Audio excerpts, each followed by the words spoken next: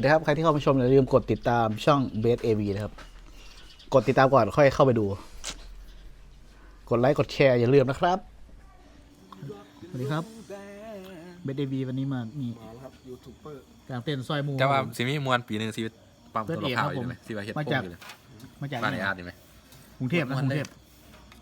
อาที่เฮ็ดปั๊มตัวข่าวอะไรอ๋อเฮ็ดโป้งเฮ็ดยังมาหายังมากินเด่นมาเล่นนะคุยไปว่าไฟดับสมัยเป็นเด็กหน่อยกันครับไฟดับเขาของผมสมตำมัมน้ำซี่โครงครับยูทูบเบอร์ไอโยว่าโอ้เมื่อปัดแมงได้กันวะไม่จำความได้หน่อยได้เวิร์ดวะเจ้ากูจำไม่ได้โยเป็นผู้ใดไปรอมันได้กี่รอมันคุณวัดน้อยอยู่กันแกงมันก็ไอ้ปวงตัว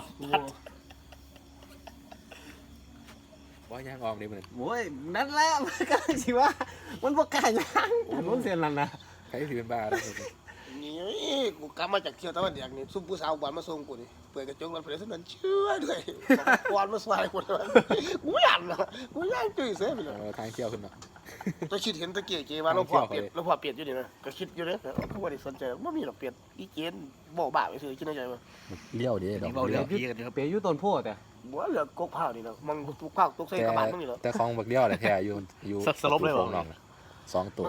บ่สลบยูซี่มันกำลังสิให้เวียนหัวบ่เราลุกปูละกอย่างออกมาจากมันสิมีตึกศาลาบ่ไงที่เราย่างออกมาพอดีเหลืองอ่ะตึกศาลาเหลืองอ่ะย่างมาปึ๊บจันบอยไอ้บอยหูดตั้งแต่ถึงมาปึ๊บหนังสติ๊กไอ้บอยเลี้ยงหนีเรียบร้อยจนแม่ครูได้ไปเอาออกจากกุดเนาะน้องปูละกอโน้ตลงอย่างโน้ตบักนาเลียเขาบอกนกแล้วนักกินหรอไม่เห็นหรอบักเขียวเท่าลกเลยเห็นดอกอันนี้กันน้ำมันจะดอกขึ้นก่อนบ่คนสาสุยใส่แต่ว่าเอกลังนั้นสุดอีดีคือสิได้ทูบดอกว่าได้ซ้อมดอกลังนั้นพอปัด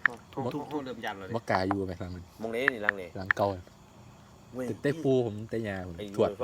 มือเป็นนอนก็อีกหมอดูเสื้อรถเลยป้าจะไปเสื้อรถบัวเพราะว่าอันนี้เกิดว่าท่านเล่านะต้องเห็นเล่านอนก็อีกหมอนี่อยากนอกกับผู้ใดก่อนนอนก็อีกหมอปีนอนลูกพี่เล่าผู้ใดว่าลุงกับอีกหมอมาอยู่น้ำตาพิซซ่าบ่ลูกลุงเฮานี่เด้กับไอดอลนี่เด้